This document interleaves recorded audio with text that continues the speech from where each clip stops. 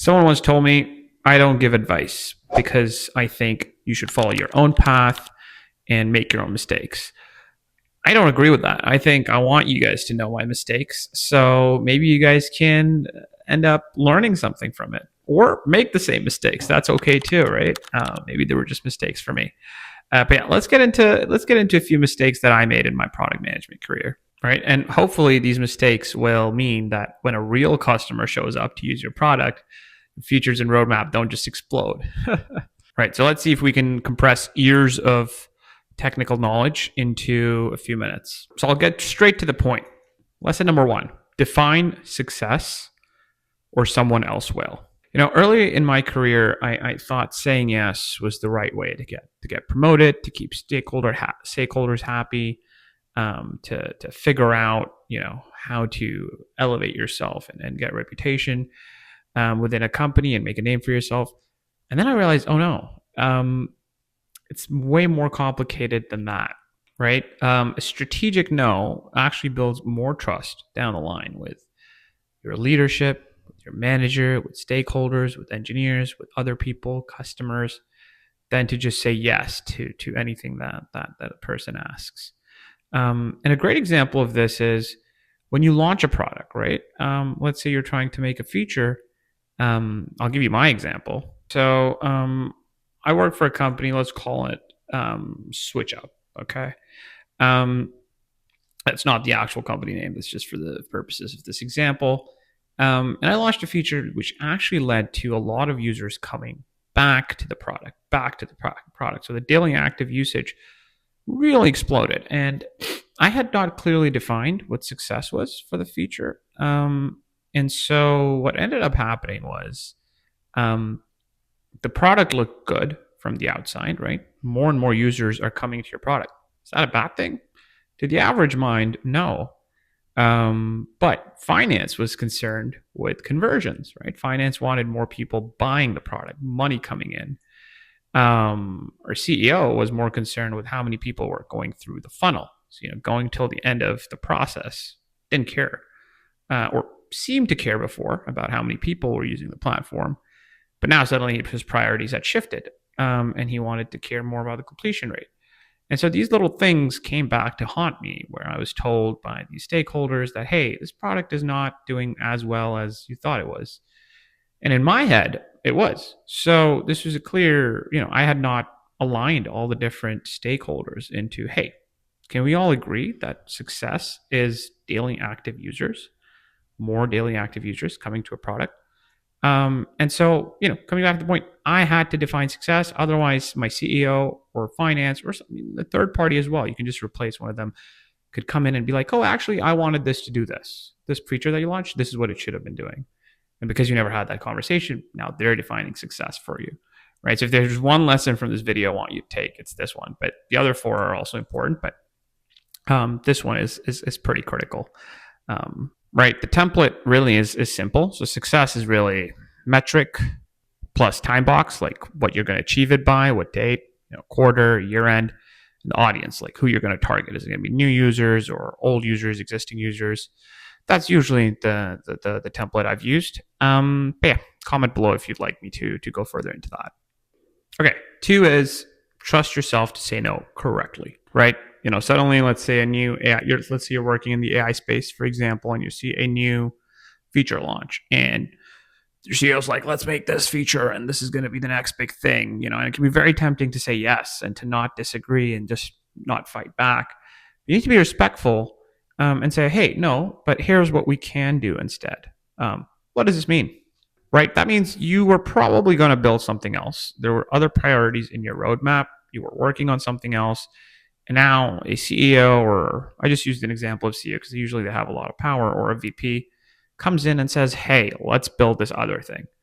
And that sort of is going to take away from the current work you were doing, right? And you need to now do 2 things. One is aligned with your leader or stakeholder that, hey, this other thing that we're building is now going to be paused or just might never get done. And sometimes they're okay with that, right? Your leadership. But even if they're okay with it, 2 months, 3 months later, they can always come back down the line and be like, hey, actually, why didn't we do that? You should have pushed harder, or you should have owned the responsibility. And I have had instances where leadership's told me that, right, earlier on in my career. So again, it's on you as a product manager to handle that and manage that, right?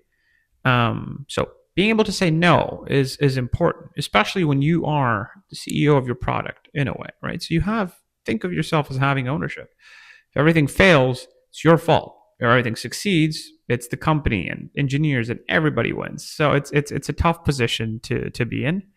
And that's unfortunately how the industry is currently working. So yeah, try to definitely be careful here and say no in respectful ways. Number three is blockers that mostly happen are not usually engineering or technical. It's usually approvals or getting stakeholders on board or trying to convince them why you're building something. This is usually the biggest bottleneck for speed and velocity. Engineering and building the thing is rarely ever the problem. So this is going to be a short one, but make sure you're rallying stakeholders early, trying to convince people, hey, this is the right thing to do, this is the right move to make. And legal, if you're in a bigger company, legal processes, marketing, building them up and getting ready for going to market. All these things takes time. So engineering is rarely ever a blocker.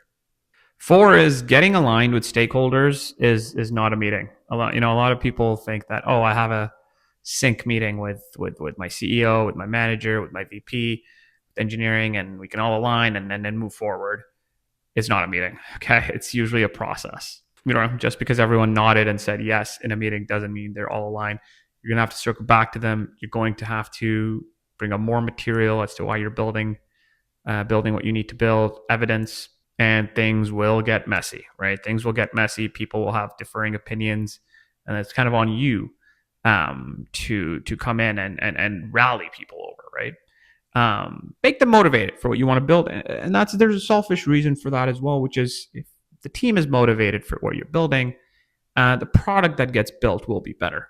And so it's selfishly good for me as a product manager, or you as a product manager, or as a CEO, right? The more motivated people are, the more satisfaction they will get from their work, and the more of a better experience for the end user. So it's not a complicated equation there. And lesson number 5: no roadmap survives stakeholders. Right. So roadmap, keep in mind, is not something you get locked into, or it's not it's not a religious text that you cannot change. It's a negotiation tool, right? Like, hey, if somebody tells you, hey, let's build X, you're like, hey, it's on the roadmap. It's just a little bit down the line. Or sales comes in and it's like, hey, we have a big contract, 3x, 5x bigger than anything previously.